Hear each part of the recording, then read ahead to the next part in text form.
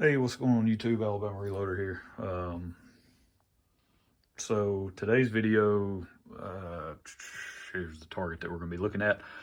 But really, some of this stuff doesn't even matter because I think we're going to explore this range, maybe slightly lower. But pretty much what I did, this is going back to the 6.5 Creedmoor project that I'm working on for my buddy Brett. I was using the originally I started off showing the comparison between the 6.5 PRC and the 6.5 Creedmoor using the exact same powder, exact same bullet, which was in 565 with the Spear 140 grain gold dots. And we found a really good load for the PRC that we're going to go with, but it wasn't a good combination. It wasn't a good powder combination. We knew that going in, but it's still good for testing purposes to kind of prove that out and show that in practice. And so it's just too slow of a burning powder. You run out of case fill. I mean, some of the charges were literally up to the mouth of the case that I was testing. No pressure issues whatsoever. It's just you just run out of usable case capacity to actually get a benefit from that powder. So we're going to kind of reset. We're going to go back. I was able to actually pick up a box of these guys. We're going to switch bullet and powder combination all together. I'm a big fan of the SST bullets. If you'll go watch, I have a video posted about one that I recovered. It was the 129 grain, but shot out of a 6.5 Creedmoor. I believe it was last hunting season. You can go watch that video. I think it's in my 6.5 Creedmoor playlist, maybe. If not, just scroll through the videos till you find it. But I've been very pleased with the performance of these bullets. So I ran across a box of the 140 grain. And so we're going to give that a try. And I have a few pounds of Hodgdon Superformance, which is one of the higher velocity powders that Hornady shows load data for. So that was the combination that we decided to go with. Now I have loaded this.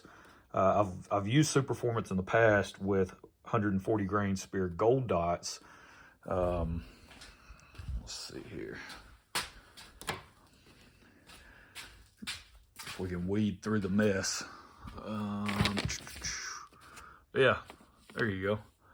So this was way back. This was a 5-shot group with the Savage 110 Tactical, 140 grain Spear gold dot, 44.7 grains of Superformance, which is the max charge Hornady calls out for the 140 grain bullet. I believe it's 44.7, so I just went with that. It shot pretty good, that 5-shot group there. So something that I have tested, just not a ton of. I haven't really used Superformance a lot in 6.5 Creedmoor,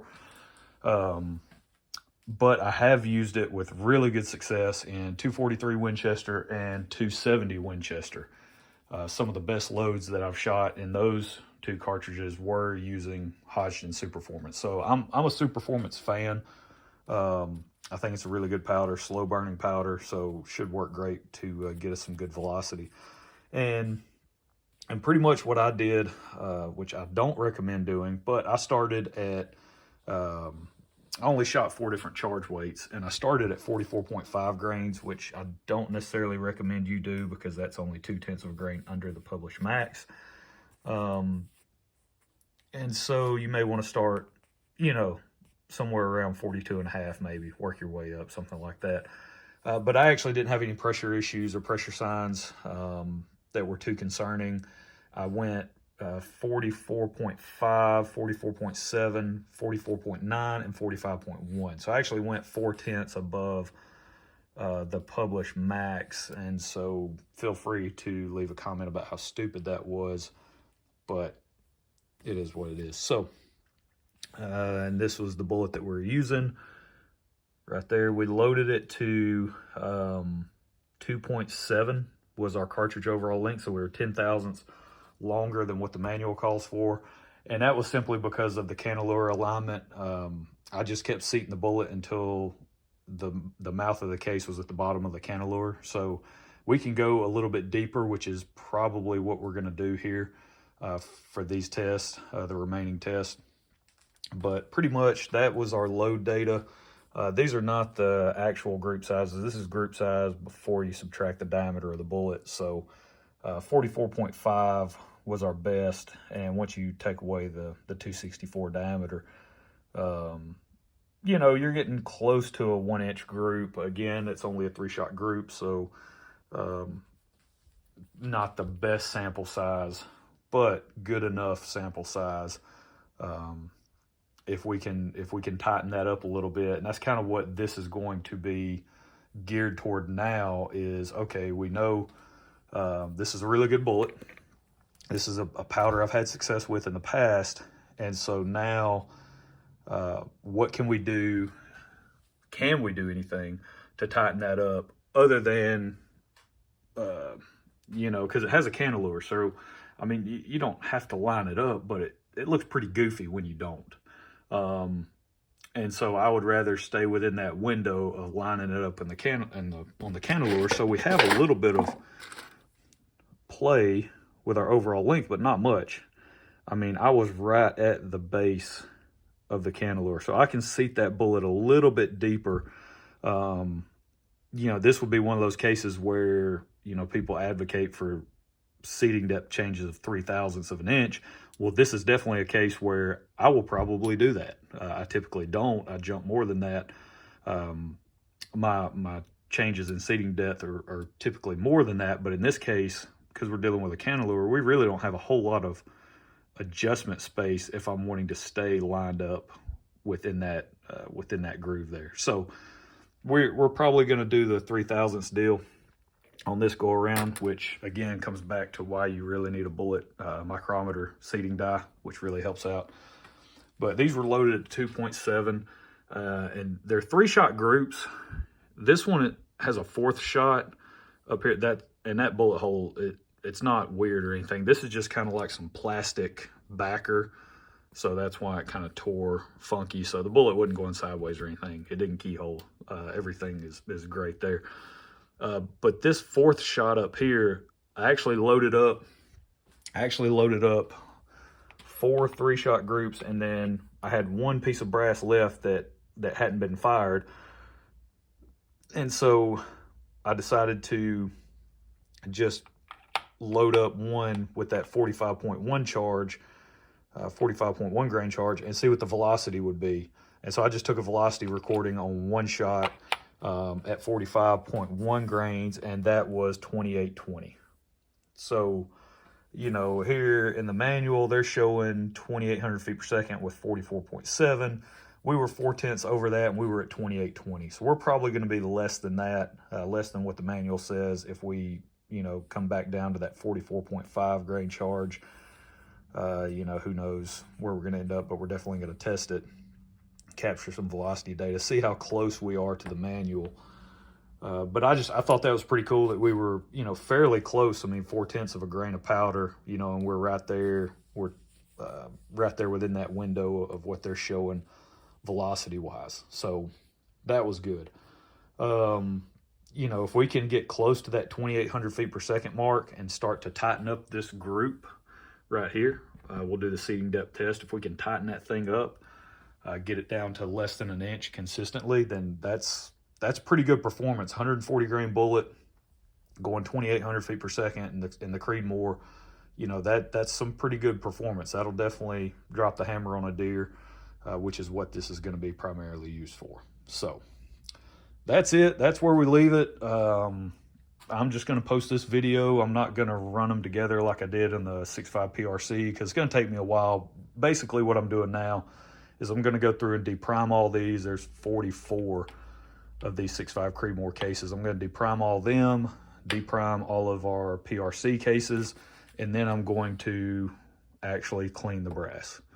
So first time for everything. No, it'll be like the 5th time I've ever cleaned brass. So I've never been a big fan of cleaning my brass. So feel free to make a comment about that as well. But we're going to go with the Frankfurt Arsenal rotary tumbler. So I've got that. I've got some of their brass cleaning solution and the stainless steel pins. So we'll throw all that in there. I'll turn it on and just let it go. Let it clean the brass for a little while.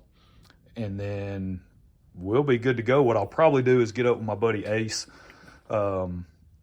He has the capability to anneal the brass. And so that's probably what I'm going to do is once I have all this stuff cleaned, I'll get everything annealed, or at least that's my plan. Get everything annealed, especially for this 6.5 PRC, and then go ahead and load up our known good load and give the rifle and the ammo back to my buddy Brett. So we're done with the PRC stuff. Now we're transitioning over to the Creedmoor, and we'll see if we can dial in a really good load using Superformance and the 140 grain SSTs. So there's that. Make sure you guys stay tuned. We've got some, this is 30-06, so I've got some videos. I picked up, my buddy Richard picked up his rifle, a sweet Winchester rifle that he bought when he was 12 years old. I think he told me he paid $40 for it the other day. He came to the Wild Beast Feast, which, by the way, you know, our turnout was definitely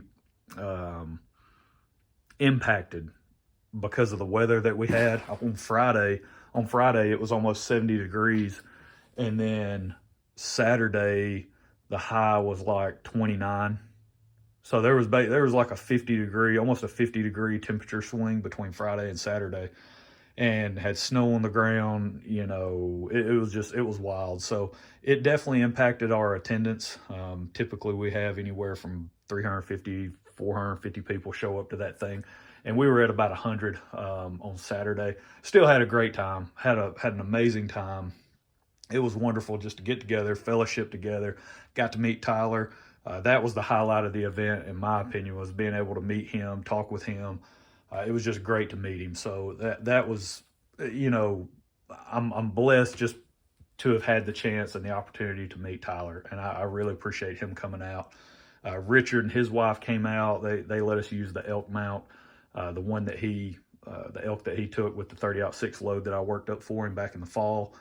He was nice enough to let me put that on display. Then my mom and my dad, my uncle, they came out. It was a great time, great day, great food. Could barely move Saturday evening. Got back home. My wife was like, well, you just going to lay on the couch and do nothing? Yeah, pretty much, because I was wore out. I was full of some really good food. You know, Weaver's Meat Processing over in Hartsville, Alabama. Man, they showed out on the donation that they made to us.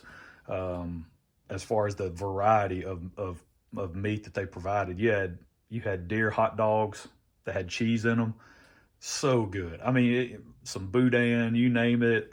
You know, smoked sausage, summer sausage.